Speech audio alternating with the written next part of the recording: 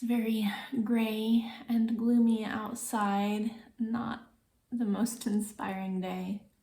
Today is November 8th, and I thought I would be having more time to write this month. It hasn't really worked out that way. There have been a lot of little life things that have popped up. Basically, the whole first week of November has been nothing but appointments and classes and meetings, and I haven't had any time to do any kind of creative work whatsoever. What I really need to be doing right now is setting up the outline for book 6 in Spectrum Legacy, and I'm having kind of like this weird experience trying to get ready to write this book where I sort of have like creative paralysis, because even though I've been working on this story for, practically a decade, I'm finally to this ending part that I'm excited to work on, but I feel kind of frozen because there's so much up in the air for like what comes after this. So I think maybe I just need to take some time to think through that. I'm trying to take today easy. I haven't had a single rest day in several weeks now, and I am exhausted. I have everything ready for the release of Paragon of Shadow. The paperback is scheduled. It's uploaded on both KDP and Ingram. The ebook is ready. I got all the proofreading done. I went through and made all of my last minute fiddly little changes. There weren't really very many things wrong in the book when I did my final proofreading. There were like 4 mistakes, and all of them were really minor. One of them was a missing quotation mark. One of them was a word that was capitalized that shouldn't be. One was a word that was not capitalized but should be. And then one of them was I had changed the direction that some characters were going to go at one point in the story, and I thought I had changed all of the direction like when I made that change during edits, but there was one place that I missed and it said south instead of west. So I fixed those, and then the remaining things were just things like changing comma placement because I liked the cadence better a different way. There were a few places where I changed words that I used because as I was reading through it, I thought of a better, stronger word to use. And I made quite a few of those changes, and the end result is that I'm really happy with where the book has ended up. I feel really good about it. It's a strong installment in the series. And maybe that's part of why I feel this way about starting book 6, is that whenever you have a book that turns out really good, then you always have a lot of like internal pressure of, what if I don't live up to the expectation that I set with the last one? And to an extent, you have to accept that there are going to be some books that you make that are just not as good as previous titles that you've put out, and sometimes it's not entirely in your control. Sometimes you're just not in the right headspace for writing. Sometimes your idea was not quite as strong as you thought it was. It's not necessarily because you're a bad writer or that you're going backwards in things. It's just sometimes things don't resonate, not just with the readers, but also sometimes with the author. I don't think it's a case of that for me because, this is obviously something I've been looking forward to for a very long time. And logic would dictate that I will be a better writer going into book 6 than I was at the beginning of book 5, because I have, another 136,000 words of writing experience under my belt now.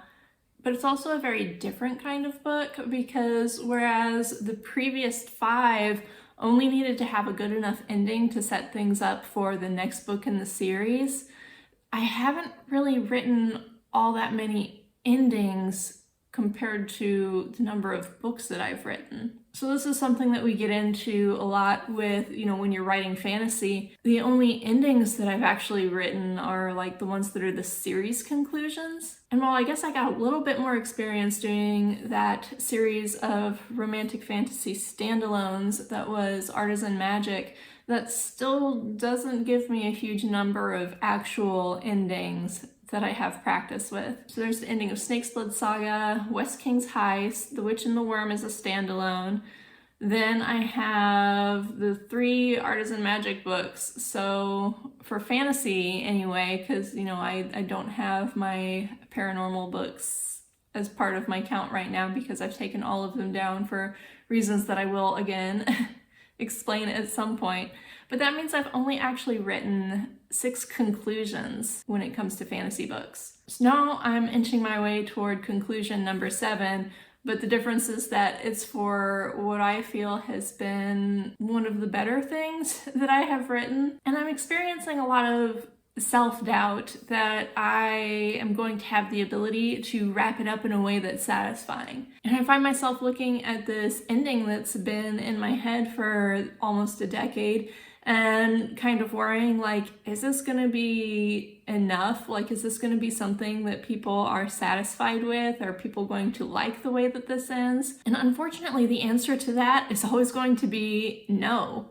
Because no matter how you end a book, even if it's satisfying, there's going to be people who are unhappy with it. There's going to be people who are unsatisfied, people who just wanted something different. And then you're also going to have people who are just unhappy that it ended because they wanted it to keep going. So that's been a little tough to reckon with. And right now I have some basic notes written down, but I haven't started my actual outlining process at all. And I probably need to get that done before the end of the month. We're going to be traveling for Thanksgiving, and it would be really nice, honestly, if I had enough of the book outlined that I could do some writing in the car, because we're going to be spending like 30 hours in the car across the span of 3 days. And that's prime writing time. Just pop on my headphones and see what I can get down. So I know I need to get started. I can't keep putting it off, but today is a Friday, so I think I'm just going to allow myself to rest and kind of ruminate on things a little bit. Maybe see if I can talk out some of those feelings with my husband or some of my friends. And then Monday, I'm going to start outlining. I'm also kind of trying to remind myself that it is silly to be stressing out so much about the next book when the previous one is not even out. It's kind of supposed to be a time that I should be excited and celebrating the victory of being this close to finishing the series.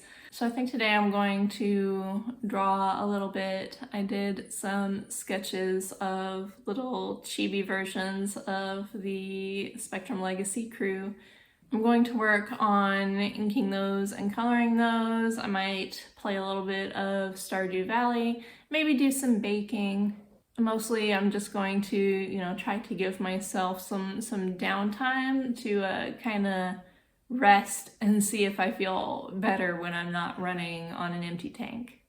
I thought you might want to see these. These are the little notes that I had for revision that I put inside my book. And you can see it's just like words where I changed it, and like the arrow pointed to the word that I wanted to change when it was inside the book. So these were pretty minor changes overall. Some of them are like notes of double check this against this page or whatever, but it was pretty minor.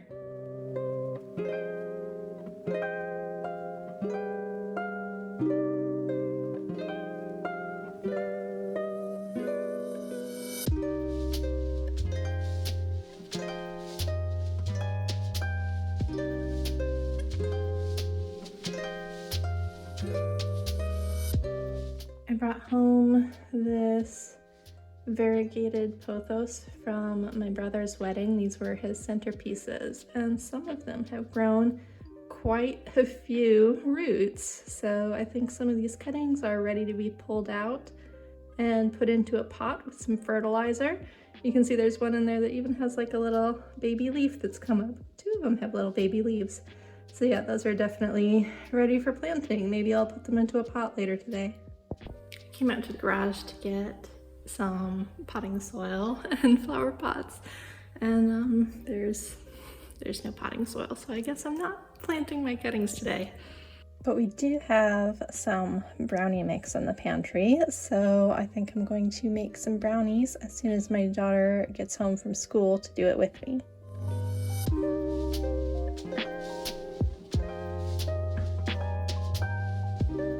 is now Saturday morning. It is cold and rainy, but it's been, a very cozy afternoon and evening yesterday, and then this morning we had kind of a slow start, but while we had some coffee this morning, me and my husband had the opportunity to sit and talk about my feelings of being stuck and kind of like sorting through why I feel that way. And it's kind of interesting because he's in a similar place with his current project, because he does comics. He has 2 ongoing projects that are both kind of on hiatus right now because he's sort of stuck and not really sure how to advance with them. So for once, we're sort of in the same place for similar reasons. And while we were talking, I kind of came up with the concept that part of the problem is this persistent fear that you cannot meet your own expectations. And that's overall impractical because you're never going to meet your expectations because those are always a step ahead of what you can do. Your goals are always a little bit higher up than what you can achieve, no matter how skilled you are. And we talked a bit about breaking down projects into smaller things, and I helped him make a grid for tracking his progress on his comics so that he has like a more visual representation of what he still has left to do. And I printed it out and kind of made it into like a little whiteboard. I just put the piece of paper into a little picture frame that I had from IKEA. He said it looks useful, and after he sat down and he actually filled out the chart with where he is on his current project, he was like, oh, now I know exactly what I need to be doing. There are no other options than working on this one specific thing right now. And we also kind of concluded that that's part of why this next step is hard for me, because there's not really any effective way to break down an outline. I know it's necessary for the way that I write, but even if I were to sit down and just be like, okay, I'm gonna plot out one character's story arc, that's still gonna require me to do a lot of the problem solving just up front. And I think because this is, kind of like the biggest and most ambitious project that I've ever worked on, that just feels really intimidating. And also because I'm experienced enough now that I know no matter what I do, I'm not really going to be satisfied with the end result. Even if I may be happy with it, there's always going to be something that I'm going to look at and think, I could have done that better. But all I can do is the best that I can in any particular time. So today is just a rest day, and then tomorrow I'm going to see if I can go ahead and sit down with my index cards and start figuring out kind of the top level points of my outline. I've made a video before about how I do my outlining using index cards, and I guess I'll be using colored markers this time because I am out of my colored index cards. I also don't really feel like waiting until I have the chance to go shopping to get them. Right now, me and my husband are getting ready to run to the bookstore to pick up the last of the Zelda Twilight Princess mangas that I had ordered like 4 months ago. It finally came in. And then we're gonna stop at the bakery and pick up some sweetbread because that's what you do when it's cold and it's wet and rainy. You go get some sweetbread and you come home and you make some hot chocolate and you just have a cozy day at home. But as part of the conversation this morning, my husband shared a thread that was originally posted on Twitter by the late comic artist Jessie Ham, who was someone my husband really looked up to and respected. And I thought I would finish by reading it because even though he spoke specifically about comics, I think it's kind of relatable to all creatives and is sort of a trap that both of us have fallen into right now. So Jessie said, "There's a type of person who is smart and gifted and learns from early childhood to aim for the stars because nothing is impossible. When life's constraints prove otherwise, this person is crushed. Unable to bend and accept flaws, they break. Comics attract this person." And like I said, I think that's also true of just creatives in general. It's artists and writers, it's all of us in this field. "I see so much heartbreak among young people who were taught they can achieve everything if only they work hard enough. When their dreams don't come true, they reach the inescapable conclusion they didn't work hard enough. Their elders overestimated them. They must be failures. As children, they enjoyed creating. No longer. Now creation is drudgery, and they enjoy having created, if at all. Nothing they do meets their high expectations. The happiness of their early efforts is a dangling carrot that their arms will never reach again. They were lured by well-meaning adults and by their own talents into a thought trap. If A2 is better than A1, then A3 is better than A2, and A4 is therefore even better than A3 ad infinitum. Present success always falls short. At the heart of this logic is a scaling problem. When we're infants, we learn to crawl. When we can crawl, we learn to walk. When we can walk, we learn to run. What next? Do we learn to levitate? Teleport? Shall we be unhappy if we stagnate at the level of run? No. There's a satisfactory, if imperfect, level of effectiveness. The work of every artist we admire demonstrates this. It's all imperfect. It could all be better, but we don't care. An imperfect but potent reflection of the artist's whole is all we ask. Sure, they could have spent longer doing less but better work, but it would be unnecessary. At some point, our favorite artists realize the perfect is the enemy of good, so they give us the good and we see them in it and thank them for it. To make work that satisfies you, you must accept that same challenge, trading even better or only the best for effective. As kids, our challenge is to grow our skills. As adults who can write or draw adequately, the challenge shifts. Ongoing leaps of skill are welcome, but no longer the goal. That goal of endless growth is a trap. The goal is now to frankly share your perspective. This you can do. But I want to be the best. Think of your favorite stories or images. Are they the most skillful ever made? Or are they merely skillful enough to say the thing that rings your chimes? I'd bet the latter.